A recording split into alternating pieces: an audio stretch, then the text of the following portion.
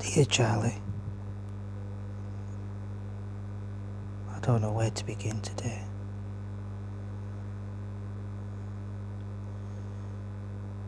I'm currently around 48 hours with little more than an hour's sleep.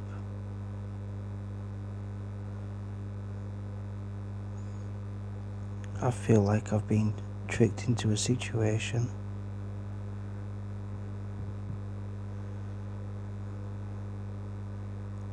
I feel like even though I wasn't aware of the facts beforehand, and I was under the impression of certain things, I still feel like I was coerced into a situation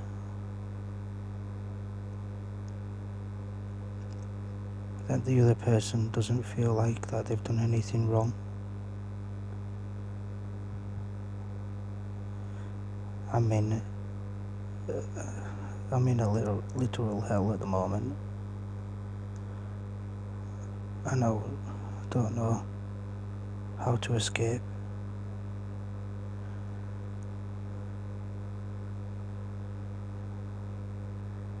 I have to carry on as though things are normal,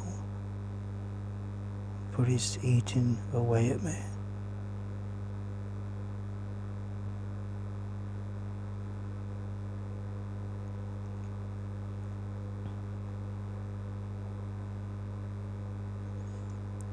The other person said that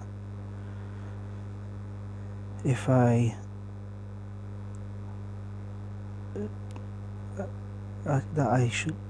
shouldn't have done the deed if I didn't want to anticipate a baby. But the other person gave the impression that they'd taken precautions beforehand. So when I offered to help afterwards and to fix the mistake, they're refusing. They laughed at me.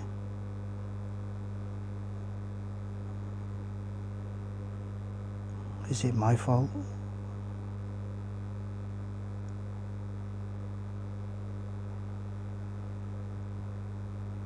I can't believe I let my barriers down. And I can't believe that. I thought they were being nice. I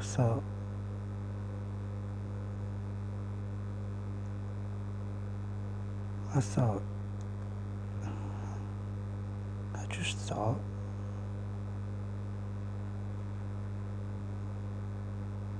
I can't go on much longer like this.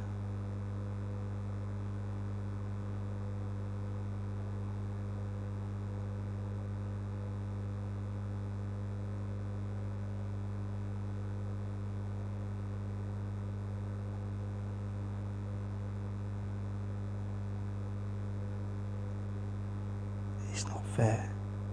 It's not fair on you. But all the progress that I've made over the past months to be better for you, to be better as a dad for you, now hinders on the edge of a cliff.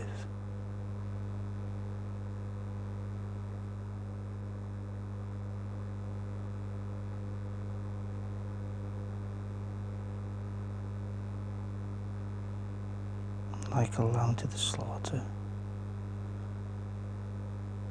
I feel myself walking a line for which I'm not in control of.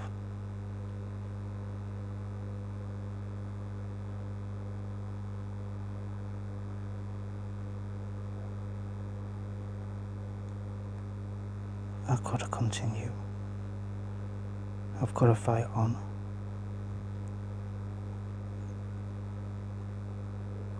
I've got to do it for you.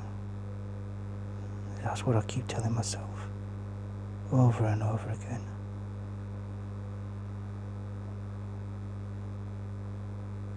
But how much longer can it continue for? Why does it never end? Why is life just moving from one calamity to the next? Why am I made to feel so insignificant, so stupid, and foolish?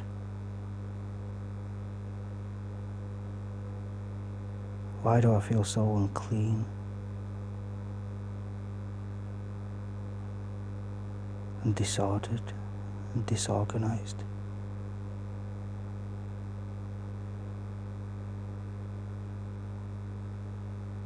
She tried to convince me that I'm narcissistic, but I don't think I am, and I've thought long and hard, truly.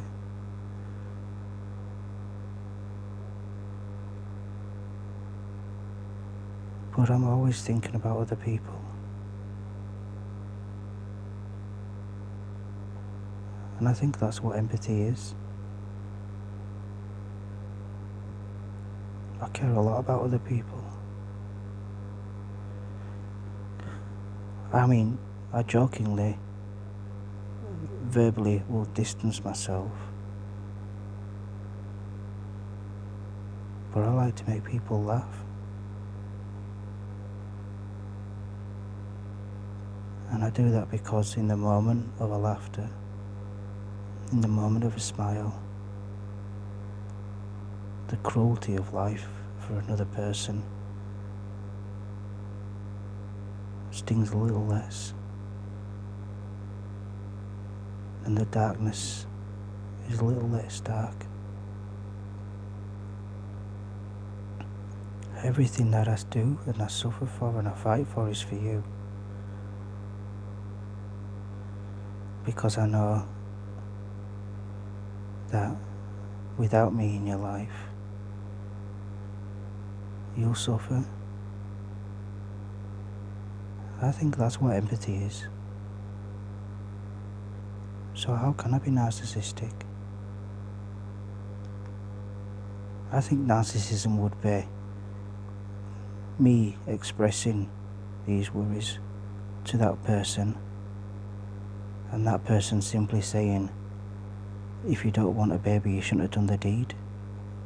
Even though they've constantly, over the years, said that they don't want another child. And they've always used protection, like in form of an implant.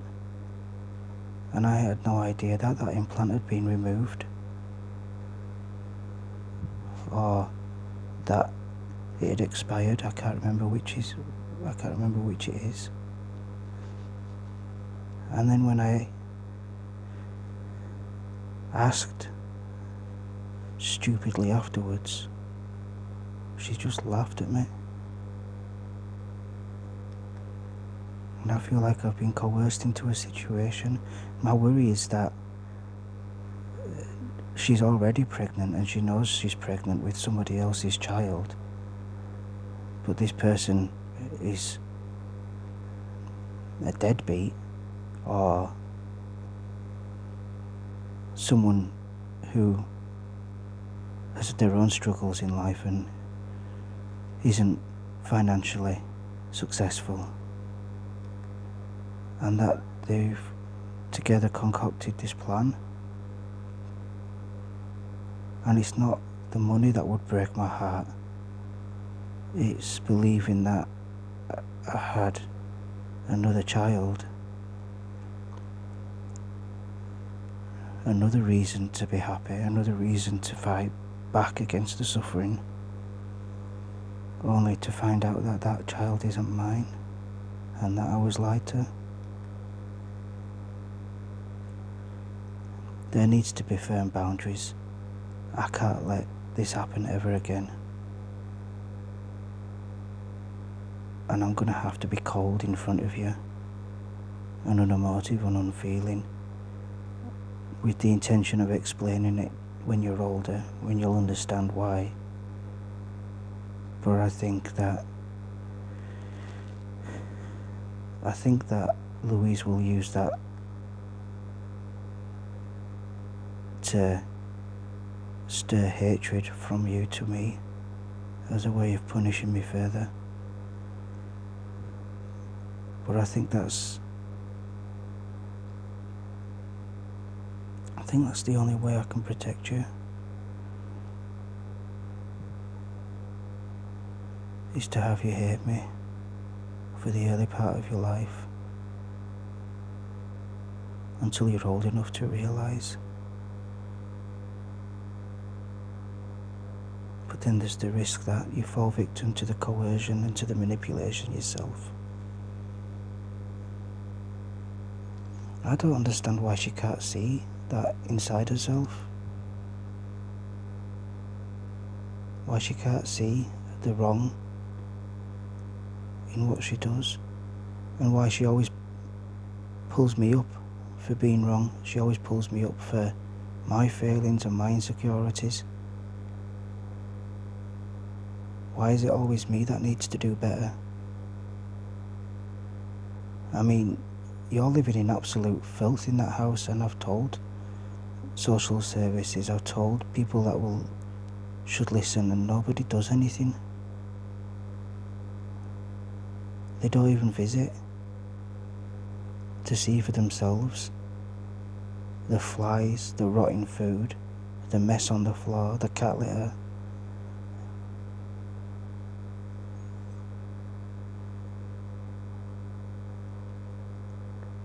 And I don't get why she's nice, and then horrible, and then nice, and then horrible. That's why the boundaries need to be firm. That's why the wall needs to be sturdy, and it needs to be black or white, and I have to be cold.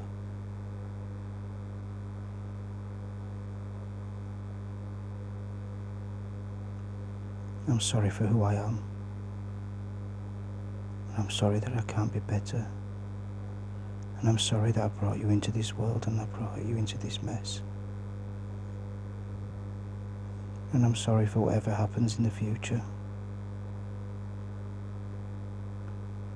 And I'm sorry for what I've done in the past.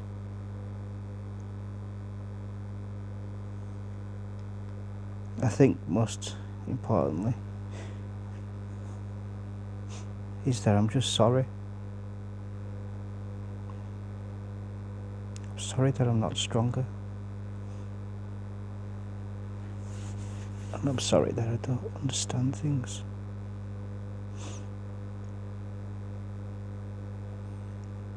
I love you so much, Charlie.